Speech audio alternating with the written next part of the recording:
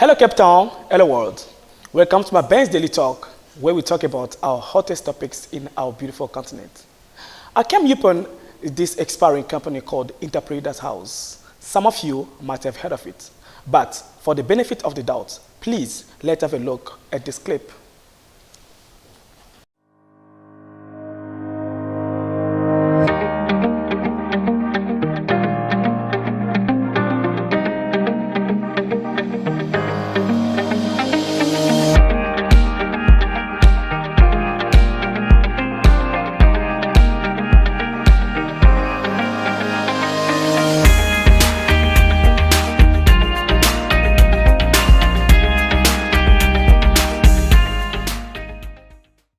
With the help of our special guest, we will be discussing about starting a business and the role of entrepreneurship in Africa.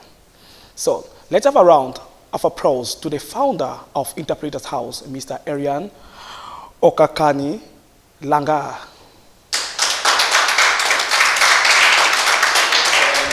Thank you so much. How are you doing? Oh, thanks to see you, man. Thanks to see you. Come up. Can sit down? Okay. How are you doing? I am well. Oh, really? Thank you for making up for that. Eh? That's a good. I like your outfit, just like a businessman. And then that's so good. That's good to you. You know, I waited for this moment for quite long. So eventually you're here, so I really appreciate it. Looking forward to getting to sitting down with you. I was like, wait, this man to be on my show. Let's do it. Okay, that's a good. Oh yeah, Erouane. Now tell me exactly in the Entrepreneurship House and what do you do? Thank you for the question. So what I do is that I work with young people starting their businesses. I focus exactly on startups only. And the name of my company is Entrepeleaders House. And Entrepeleaders stands for entrepreneurs that are leaders. So there's a lot of consulting out there, but there's few companies dealing with people starting businesses. So what I do, I work specifically with people starting businesses. And I've realized in my experience that the key to starting a good business is leadership skills, because working with people means getting on board the skills that you don't have. An entrepreneur doesn't have all the skills. But if you get the right people on board who have the skills that you don't have, you can move forward faster instead of having to do it all by yourself. So part of my business is actually equipping people with the right leadership skills so that they don't have to do it all by themselves. They find the right people in order to move forward. So why write this book in the first place? That's a very good question. Why did I write my book called Start Up the Leadership Way? First of all, having been an entrepreneur for over 7 years now, a lot of the people that I work with, they all have the same questions. Where do I get the funding to start a business? How do I get money? How do I even begin to start a business in the first place? Yeah. And the questions are all the same. And I end up giving them the same answers all the time. And one of the things that I hate doing is doing the same thing over and over. Over and over, yeah. No. So over time I just decided, well, why not just write a book that is going to be a guide so that when they come with these questions, I can tell them, look, you don't have to pay me to know how to get money. Read my book. You're going to have everything that you need in that book. And then if you have any question, let's discuss that. So the book was birthed out of all the questions that I get from every single startups that I happen to be working with. That's the first reason that why I wrote this book. The second reason is actually more interesting. I love economics. Yeah. And if you look at the stats right now in Africa, the rate of employment in most African countries is about 15%. South Africa is 26% of unemployment. That means there's about 11 million people right now in South Africa who don't have a job. Exactly. And that means for parents currently sending their kids to school, that means there's 26% of people going to school right now with a degree or without a degree, they won't have a job. What is the solution? Right now, our children are going to school thinking, I want to find a job. And I'm saying that's the problem. 11 million without a job, that's a lot. The solution isn't the government.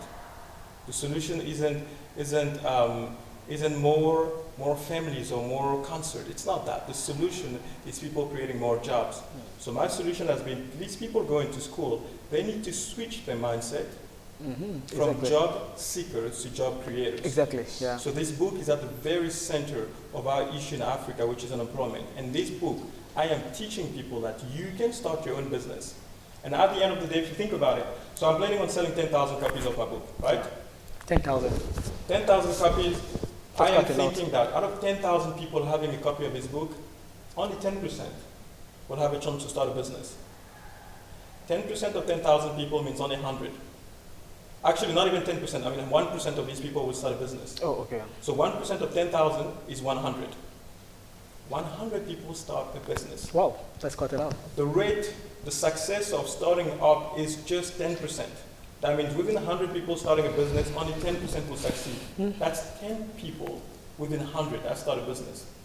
That means through this book, my dream and my conviction is that 10 people will start a business. 10 people starting a business successfully means within 2-3 years, they will hire 5 people each. 10 people hiring 5 people, that is 50 jobs being created. On top of the 10 people who started a business and created a job for themselves, that means 60 people. 60 people having created, 10 people having created 50 jobs for people, that means families being provided for through just one book. And I'm one person. And I want to encourage as many people as possible to use their gift, because through their gift they can create jobs for someone else and create employment and provide for families. That's amazing. That's really amazing. So good. That sounds so interesting. I'm passionate. So tell me, why do people need to start companies? You see, the way I put it is, there's many, education is one key. Going to school is one key. But it's one key that does not open all the doors. Not everybody is wired to become a doctor. Not everybody is wired to become an accountant. Some people are born to become footballers. Some people are born to start businesses. Wow, interesting. So the reason why people need to start businesses is because not everybody is cut out to succeed through the academic system. And there's a lot of people right now that are being put in one single mold, and that is the mold of, in order to succeed, you need to go to school. It's interesting because while I was doing my honors degree, I found out that Steve Jobs, and I was studying Steve Jobs at university, Steve Jobs dropped out first year. So here I am, much more educated than Steve Jobs, and yet I'm studying from someone who never actually finished, not even his first year of university. That is a challenge. And he's created companies, he created employment for more than for hundreds and thousands of people, somebody without a degree who dropped out. Yeah. That means he wasn't wired for it.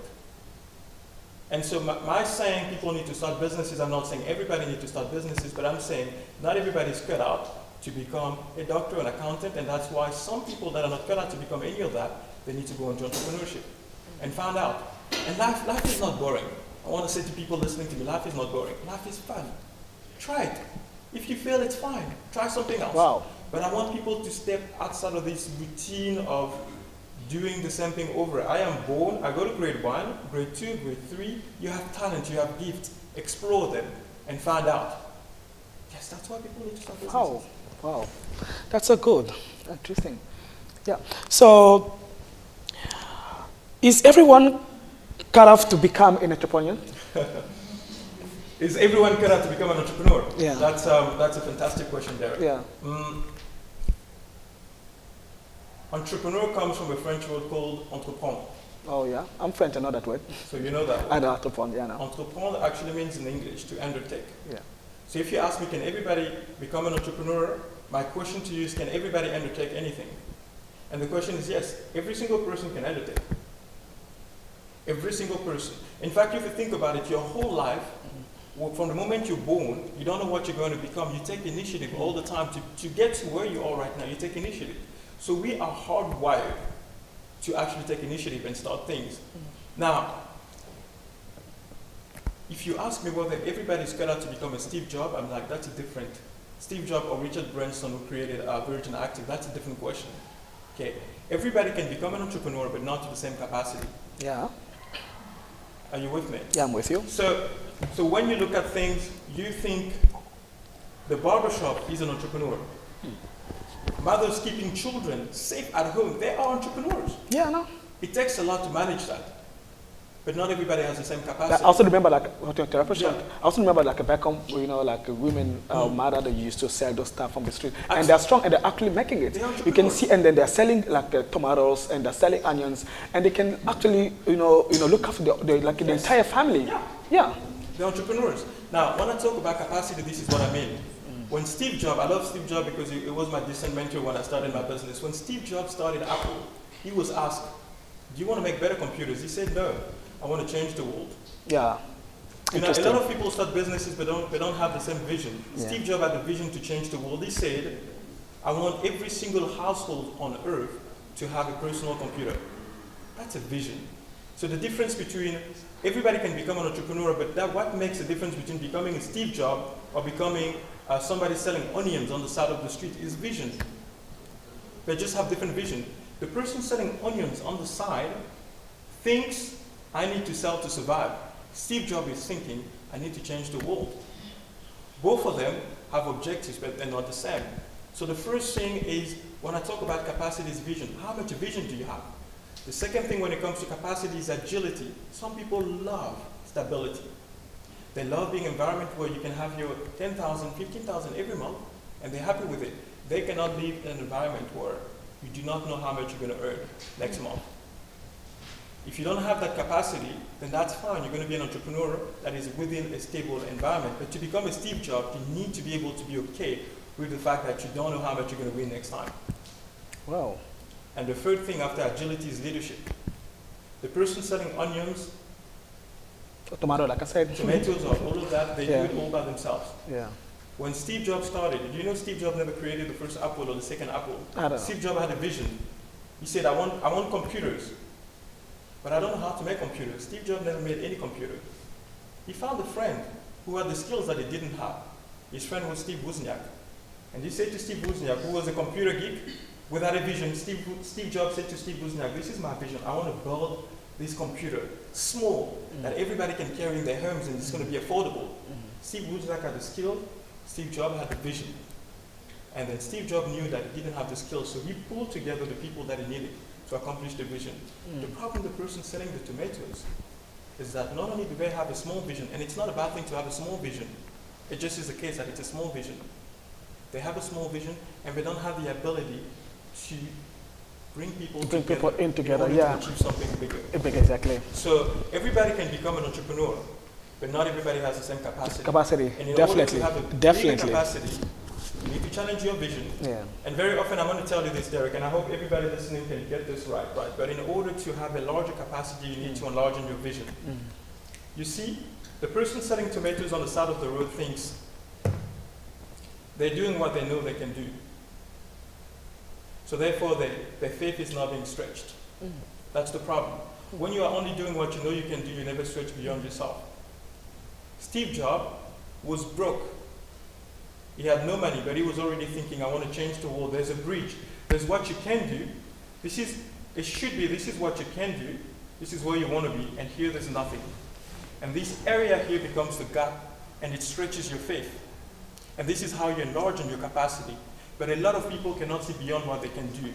And therefore, they stay within the realm of what's possible, what they know they can do. She knows she can sell 10 tomatoes every day. And that's why she's not reaching out to more. But she can become more. She just has to have a bigger vision. The second thing in order to enlarge in your capacity is, I often ask my clients this question. So, how much of your life is about other people? People with small capacity usually are inward focused. Their whole life is about themselves. Their whole life is about, I need to eat tomorrow. I need to eat the next day. Maybe I need to provide for my child over there. But what about you provide for your whole community, for your whole area, for your whole city, for the whole of Africa? They don't think that, they think themselves. So in order to challenge your capacity, you need to think, how much of me can be open to others? We all have 24 hours, we don't have more time. It's all 24 hours. Some people do so much in 24 hours. Exactly. So much more. So you need to be less inward focused and more outward focused, and allow more people into your life. They will stretch your capacity. So if you can challenge your leadership, your vision, and your capacity in terms of people, you're going to grow. Wow. Oh, that's quite interesting. So, Yeah. no, it's a question. Yeah, it sounds very interesting. I just want to know, who are you targeting in your book? Who are the people you're targeting? Is it people with skill that are educated, or is it people just that, like you said, about the passion that people have, and that they may be not very educated, but they have got that thing that they can be a great leader and they can have a big business? So it's just very interesting that I would like to know, and the context in your book, is it covering everything? Somebody that maybe just finished maybe grade 8, would that book help a student like that? Very good question. Thank you. I actually appreciate that because I don't think we were going to cover that. First of all, to answer your question, does it cover everything? I would be extremely arrogant to say that it covers everything. There's so much to cover in terms of entrepreneurship, and I only know so little. I have 7 years experience. So no, it doesn't cover everything. There's a lot of things that I've missed out. But who am I targeting? Right now I'm going from school to school, so this is high schools. I'm going from school to schools and I'm talking about entrepreneurship, and people that are interested actually get to contact me and then we start working together. So I'm taking a lot of students through a mentorship program in terms of becoming entrepreneurs. This book has been written in a way that is very personal and very down to earth, because I'm actually targeting the high school and people that have never gone to university, people that don't have any experience in terms of starting a business. These are the people that I target. And right now the response is incredible. I am seeing, can I just share this with you quickly? So I went to Bountiful High recently, and I was sitting down with these students. And when I stood up and I said, they heard there's an entrepreneur coming, and they were very excited and confused. What is an entrepreneur? What does it even mean? We're struggling, and 2 people had just been shot the night before I came. And I sit in the midst of these students that are seeing people dying every single day to a point where they've gotten numb. They don't feel the pain of somebody dying anymore. They're just like another body on the side of the road. And I'm coming to talk about business, some fancy words. And so the question, at the end of my talk, I built it in such a way, at the end of it, they can open their mind and start thinking of becoming entrepreneurs. And they asked me a question, but look, how do I become an entrepreneur? That was the question at the end of the day. And I said to them, what do you have? And one of the students said, well, I don't have anything.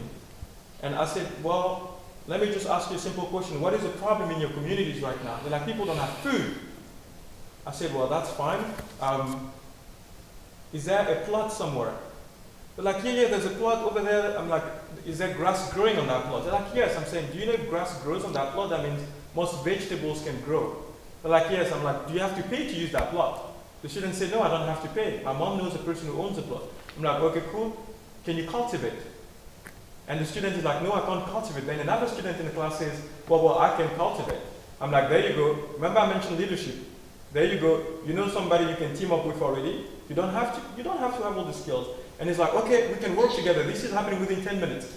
And they're like, okay, but we don't have the vegetables. And I said to them, well, do you know who has the vegetables? They're like, yes, his uncle knows people who. I'm like, can you go grab the vegetables from them and start using it? They're like, yes, but it's going to cost. I'm like, is there a way you can bargain to get it for free? They're like, maybe my mom can help me. I'm like, great. We're getting somewhere. And then the final question they had for me is, well, we don't have enough hands to work their land. And I said, how many people don't have jobs in the area? They said, so many people. I said, well, grab them, get them to work. And then once you start selling the veggies, I get money out of that. And they said, well, within 10 minutes, this student moved from complaining about all the issues, all the dead people, to realizing they can get the solution. And so who am I targeting? I'm targeting such people. I'm targeting students, and I'm targeting people that have never started businesses before. At first, people treated me as if I was insane. So being an entrepreneur is hard. Like, guys, I cannot emphasize this. It's really hard. You need to be ready to be rejected, to be considered a lunatic. I'm currently doing my MBA. My parents are asking me, why are you not getting a job? If you're an MBA, why don't you get a job? So nobody understands why I want to be an entrepreneur. So no, it's not easy. But here's one thing, and I talk about it in my book. Have you ever seen somebody who's passionate? You may hate them, but eventually you will start admiring these people. No matter how much you disagree with them, if somebody's passionate about what they're saying, you will start admiring them. So what I've realized that all I have to do, I don't have to convince them. I have to believe in what I'm doing. I need to bleed my vision. If you cut me, my vision needs to come out, not anything else. And then once I convicted myself of this vision that I have, and I knew this is what I meant to do, then easily everybody else around me, people started coming. And it's easy to sell something that you believe in, by the way. So if you believe it, it's easier to sell. Okay. That's good. That's so good.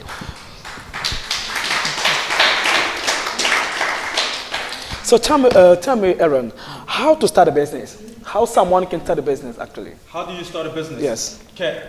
So this is my way. Okay. This is not the universal way, but this is my way. This is what I found. First of all, I encourage businesses that start within communities. I believe each business is a solution to a problem. So if you want to start a business, start in your community. So my way for anybody listening right now and looking for ways to start a business, I say grab the newspaper. Okay, it's just a simple exercise. Grab the newspaper every single day for a month. The newspaper of your area, not just a general, in your area. And using your pen, highlight all the problems that you see in the newspaper. The newspapers today are full of problems. Somebody died, etc. It's always that. Highlight all the problems. Once you've highlighted all the problems, go through, try not to complain about them. A lot of us complain. But try to say, what can I do to fix it? Start writing down small solutions to each problem that you see. By the end of the month, you're going to have a pile of newspapers with piles of problems that you've highlighted and you've written small solutions next to it. Now, once you've done that, I want you to go through every single one of those solutions and see which solution did you write the most about. Usually the solution that you wrote the most about, the problem that you wrote the most about says that you are really passionate about that issue. And you already have a solution written. So first of all, if you do that, you realize if there's a problem, that means there's people that need a solution to that problem. So not only have you come up with a problem, with a solution to a problem, but you already have a market in your area because your newspaper is very targeted to your area. And if people are complaining to a point where it's written in a newspaper, that means people are hungry for a solution. It doesn't have to be new. It doesn't have to be different. It just has to be your own solution. So I'm saying the best way to start your own business is look in your areas, any problems that you can solve, no matter how small it is. And I'm going to share a simple example with you once again. One of my clients, you guys might have heard of it, his name is Sizwe. Do you guys know Sizwe Nzima? Yeah, I heard about Sizwe Nzima, yeah, no. So Sizwe started, his parents, living in a township, no money. But his granny will go to the hospital every single week to stand in a long line to get medicine. Very long line to get medicine every single day. I don't know how it works in the township, but apparently, I don't know if grandparents get medicine for free, but they would stand in lines. But it was very tiring for his grandparents to go stand in these lines. So one day he said to his grandparents, well, I've got a bicycle. Let me go. You don't have to go. Let me go grab the medicine for you, and then you don't have to move. But you pay me for that. Yeah, nothing for hala. The grandparents said, well, we're going to pay you 10 rand, so we don't have to go. He took his bicycle, went, stood in the line, took the medicine back. But he realized that there's tons of other grandparents standing in the line. So he went to these other grandparents and said to them, this is a problem, by the way, this is a problem in his community. He said to them, can you get home, give me your address, then I can go pick up your medicine for you. And they said, yes. So they stayed home, and then he eventually had the whole line. Wow. No more queues. He was now directly going to the pharmacy, getting the medicine on his bicycle. And the companies from the States, and this is one thing that if you do something well and you're passionate about people, you'll get people's attention. Companies from the States, the government heard about what he was doing. Small boy, he was 20 years old in a township, 19, 20 years old. Heard about what he was doing. No more queues. He was now delivering the medicines at the door. And that's how he got funded. Raymond Ackerman, who created Pick and Pay, in fact, funded him and sent him to his business academy. And today he's an incredible entrepreneur. He's been featured on Forbes as one of the most successful entrepreneurs of less than 28 years old. What did he do? A problem in the community. Using a bicycle isn't expensive. Just a small problem in the community. Finding a solution. His solution was, I can pick up the medicine for you. Wow. Okay, that's quite good.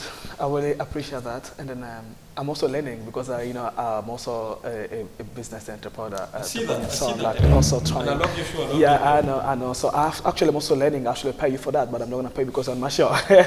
So I'm really good. So that's just. I want to ask you some other question here coming.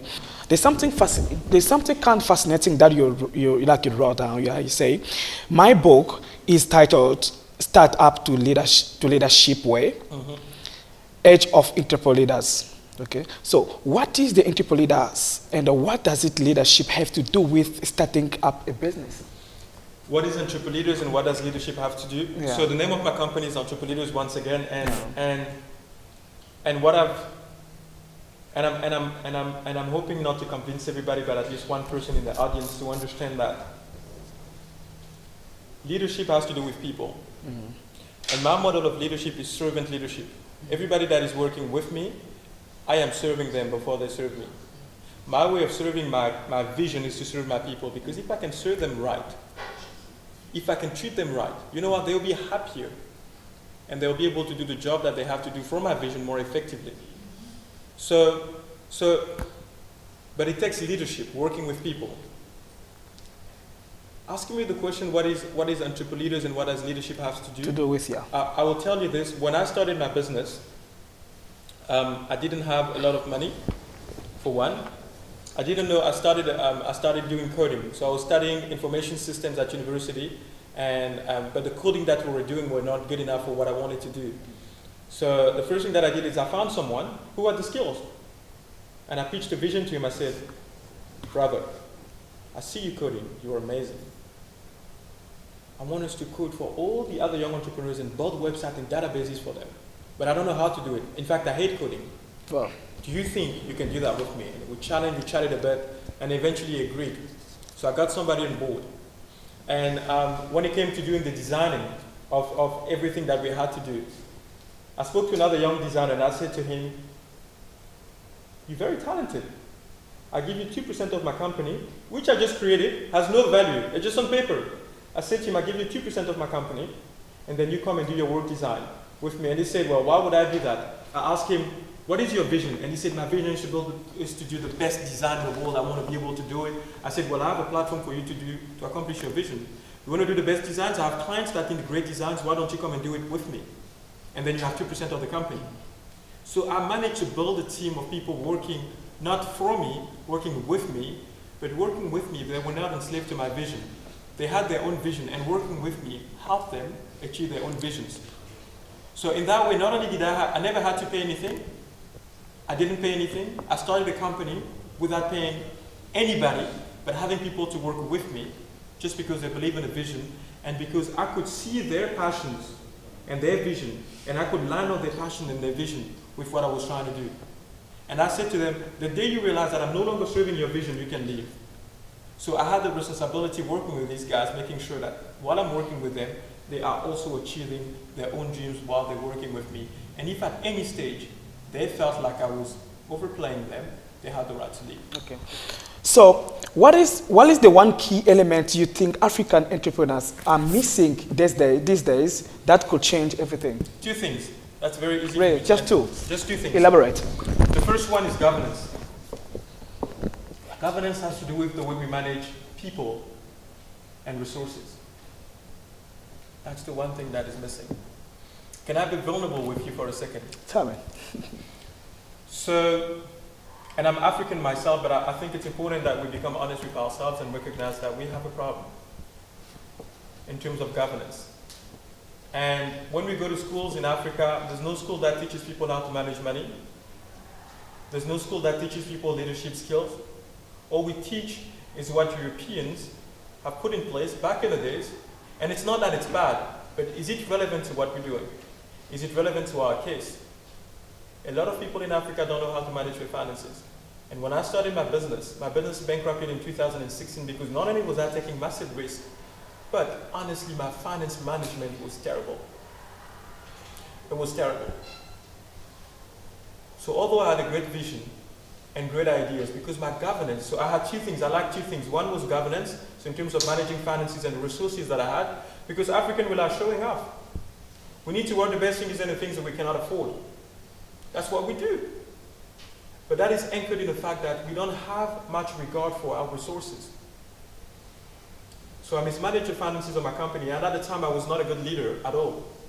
I used to be a boss. I would wear the suit, and I would walk in, and I would tell people what to do. These African men. I needed the suit, because the suit gives me authority. In fact, I didn't want to wear a suit today. You just suggested the suit. I don't like suit. I don't like wearing suit. I can put on a jersey. So we want to look important. And what we do is that we want to look important, and for us, becoming important is crushing other people's importance. We become greater by making other people feel less. And I made this mistake, and that's why I can stand here and be honest with you. governance is a problem. Leadership is a problem. Governance has to do with the way we manage resources. Leadership has to do with the way we manage people. In Africa, we have a problem where we don't pull the best out of people. Otherwise, we feel threatened. Because if you become really good at what you're doing, that means you're going to become better than me. Wow. Interesting. And one thing that I've realized is that I don't start my business for myself. I don't start my business for my children. I start my business for my children's children. Yeah. But I won't be alive, or I'll be very old and tired by the time of my children's children. So what do? I need to start nurturing people. I need to start nurturing people right now, so that when I'm old, they cannot do what I did, they can do what I did better. So that my grandchildren, which is my children's children, can have something to stand on. A lot of African businesses die within years. Why? Because the boss stays the boss. Exactly. And nobody must do better than him. Exactly. Yeah. And when you go to Europe, you have a concept called generational wealth. Yeah. They humble themselves. They humble themselves. Yeah. In Africa, we don't have companies that have been around for more than a century like we do in Europe. And I'm not comparing. I'm not saying we're bad. I'm not saying we're bad, but I'm saying it's important to recognize where we fall short so that we can move forward. And I'm saying, why is it we don't have businesses that have been around for 50, 60 years? That is because the people starting businesses don't start businesses to last beyond themselves. Yeah, exactly. Yeah. So when you start a business right now, you need to start thinking, who can do a better job than me? And how can I nurture them so that when I'm no longer there, they can carry on? And they don't have to be a family member, because remember, it's a vision. It's not a family thing, it's a vision. Steve Jobs had a vision to change the world. He's dead today. Apple's computers are still going. The vision is carrying on. But it's not being managed by his children. It's being managed by the best person to do the job.